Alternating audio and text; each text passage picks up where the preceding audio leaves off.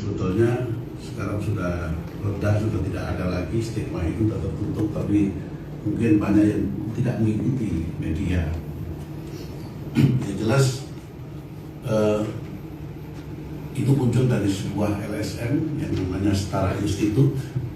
Setara Institute ini satu LSM yang memang kalau boleh dikatakan adalah kompredor LSM yang dibiayai biasanya oleh negara-negara barat sponsornya, dan saat itu memang lagi marah-marahnya anti-Islam, ya, anti-Islam, lagi Islamfobia, ya.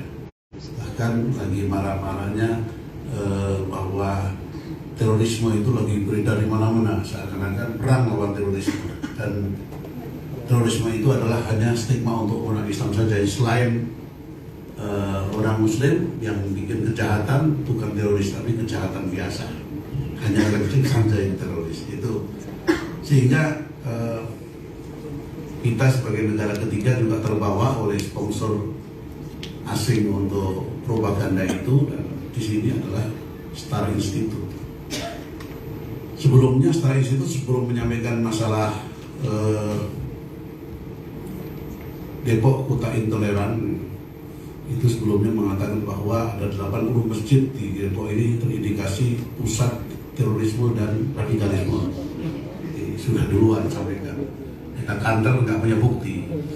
Tapi yang mempiris memang selama ini penegak-penegak hukum di Indonesia ini hasil penelitian abal-abal ini dijadikan pijakan, itu kebijakan daripada kepolisian. Itu yang paling bahaya memang pada akhirnya memang satu kegiatan permainan intelijen yang tujuannya untuk mendiskreditkan umat Islam. Ini terjadi.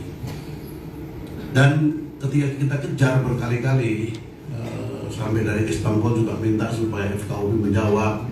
Kadang-kadang datang ke Istanbul juga sulit untuk menjawab LSM itu, ya kita juga membantu menjawab itu. Dan terakhir kita kejar, ternyata yang dimaksud intoleran itu adalah kebijakan pemerintah Pemdanya, gitu larinya itu. Kalau yang intoleran itu kebijakan pemerintah Pemdanya, pemerintah daerahnya, berarti kan bukan intoleran sebetulnya, diskriminasi makanya kan boleh seperti itu. Karena intoleran itu stigmanya adalah kalimat untuk kerukunan antar umat beragama, itu sudah menjadi stigma itu. Sehingga istilahnya ya jangan intoleran kalau kebijakan yang diskriminasi, ya. Katakan saja bahwa pemerintah Kota Depok pemerintahannya agak diskriminasi. Ya. Contohnya memang ada terjadi seperti itu. Punya MUI ini mendapat budget anggaran 1 miliar. Sementara umat Kristen di Depok cuma dapat 50 juta. Nah, ini bagaimana? Apakah seperti itu yang dimaksud? Kenyataannya begitu, gitu. Ini terjadi seperti itu. Ya, yang jelas waktu itu juga ada sesuatu yang sangat menarik. Tiba-tiba FKUB dari Tomohon itu satu kota kecil di Manado, itu termasuk intoleran tinggi karena penduduknya cuma 300.000. Itu FKUB Tomohon itu melihat media seperti itu kaget. Padahal laporan di dalam berita itu Depok itu sudah memberikan rekomendasi gereja sekitar 64 yang tidak ada prestasi itu di kota-kota lain ada.